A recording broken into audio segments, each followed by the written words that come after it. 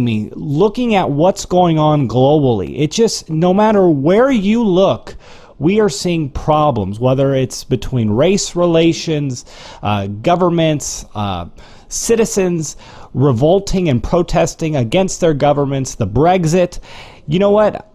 Is this a sign of simply the crumbling financial environment? That's a big part of it. You know, as I always say, when people lose everything and have nothing left to lose, they lose it. And that's what we're looking at now. We also have an atmosphere of violence that was created in part, to a very large part, by the United States in the launch of the war on terror, going back to following 9/11. And, you know, they came out with a report. This is a trend tracking tip, by the way. What they do in the government is they issue information that they don't want the people to see, but are somehow obligated to release it, either just before a holiday or on a Friday afternoon. Friday afternoon, all the major media, in the print media particularly, they're gone by 2 in the afternoon. They're closed down for the weekend. Saturday is the least watched and read newspaper day of the week. So this past week, they released that 28 pages from the 9/11 Commission that they've been holding back. And while it's heavily redacted, it shows proof positive that the Saudis are very involved in this. I don't have the exact number in front of me, but to the best of my recollection, it's about 15 of the 19 or 17 attackers that brought down the World Trade Center and hit the Pentagon were Saudis. Oh, they were? Why did we invade Afghanistan? Why are we there after now for nearly 16 years? Wow. Well, go answer that question, please, sir. What? Please answer that question. How come we didn't invade Saudi Arabia? Read the report. All the information's there. It shows you how the Saudi intelligence is working with these people. Right, right. A lot of misdirected anger out there. So when you're asking me about what's going on globally, in trend forecasting, you keep putting the pieces together. So then they launched the Iraq War based on lies. The fact was that Saddam Hussein never had weapons of mass destruction and ties to Al-Qaeda. They came out with the Chilcot report out of the UK, out of the news, that Tony Blair, in fact, knew it as well, and dismissed those people that tried to push forward the lies that they were being told and saying this isn't true. Even their intelligence agency said it was being pumped up. So now let's look at the situation globally. Oh, I forgot the Libyan war. You remember that, Kenneth?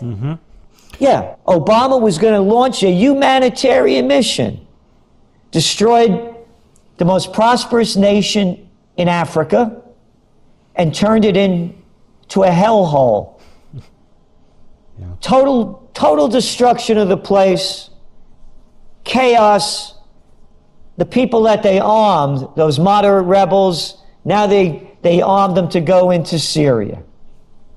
Over 300,000 dead Syrians, over 1 million dead Iraqis, hundreds of thousands of dead Afghans. Let's go back to the global destabilization. We saw what just happened in Turkey. Isn't Turkey behind overthrowing Assad and supporting those moderate rebels in Syria? Yep. And isn't Turkey, after Erdogan's party lost their dominance a year ago, June, launches a war against those Kurdish separatists?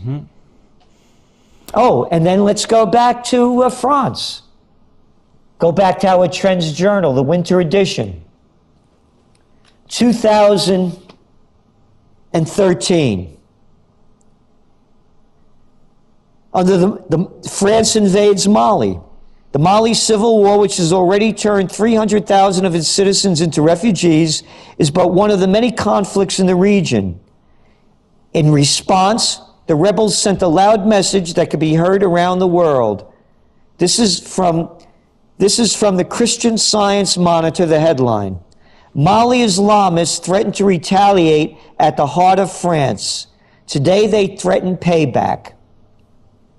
And we went on to say, as we go to press, French President Hollande, with support from President Obama, has launched airstrikes into Mali and sent French ground troops to attack rebel forces.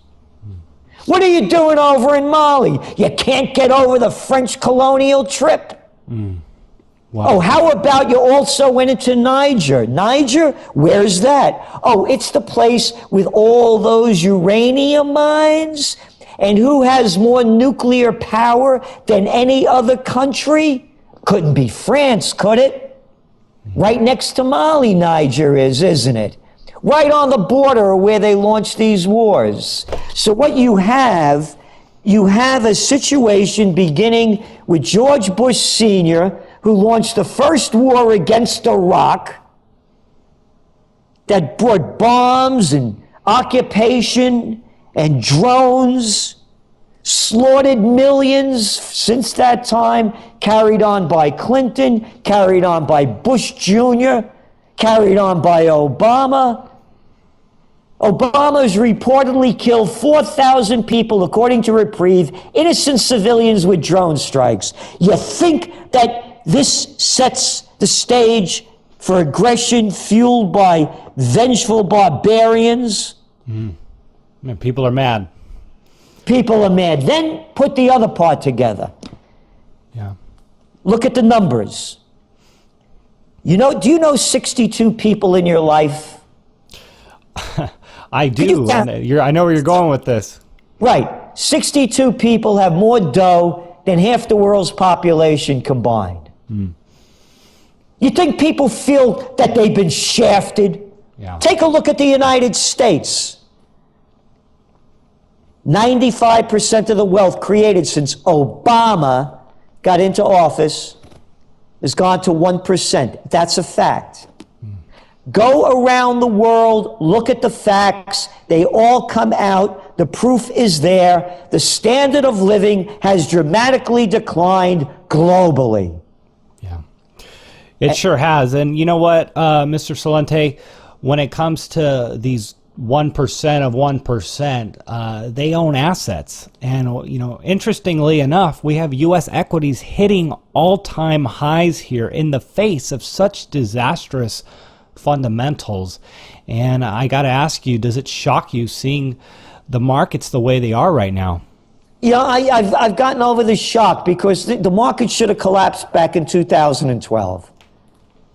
And the only reason they kept going is because of zero interest rates and quantitative easing. And whether it's from China, you know the debt level. China was what? About 300 billion total debt.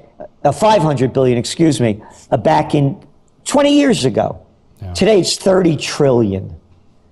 You look at what happened in Europe with negative interest rates, with zero interest rate policy, and now they're buying corporate bonds as well as government bonds with quantitative easing. Look at Abenomics. Despite 2 rounds of it, now 3 rounds on the line, the country goes in and out of recession, and real wages continue to decline. Well, the markets keep growing. So why is the money flowing into U.S. markets? There's nowhere else to put it. Period, paragraph. You look at what's going on, the stock outflows of the European markets are hitting records again. Look at the problems that the European banks are in, particularly the Italian banks. Look at the value lost, whether it's Deutsche Bank, Societe Generale, Monte dei Paschi, name the bank, record losses, stock losses. So the people are putting money, building the United States markets up because there's no other place to put the money, and this is being looked as a safe haven. And let's go back to what's boosting the markets. Merger and acquisition activity. You just saw a big one the other day with the Japanese company buying the English chip company. for $31 billion. Then you look at the stock buyback levels, they're hitting all-time highs again in the United States. It's like 150 billion in the first few months of the year. So that's what's driving the markets, not market fundamentals, not when you look at the PE ratios, not when you look at the total earnings. They pump up, oh, JP Morgan did well, this one did, yeah, but how about all the rest? Mr. Celente, I want to ask you about gold here. Is it going to be multiple Brexit type events throughout the next year or few years that causes precious metals to have these big run-ups, just like we saw during the actual Brexit this year? Well, again, when you look at the run-up, it was going on even before Brexit, Kenneth, and it was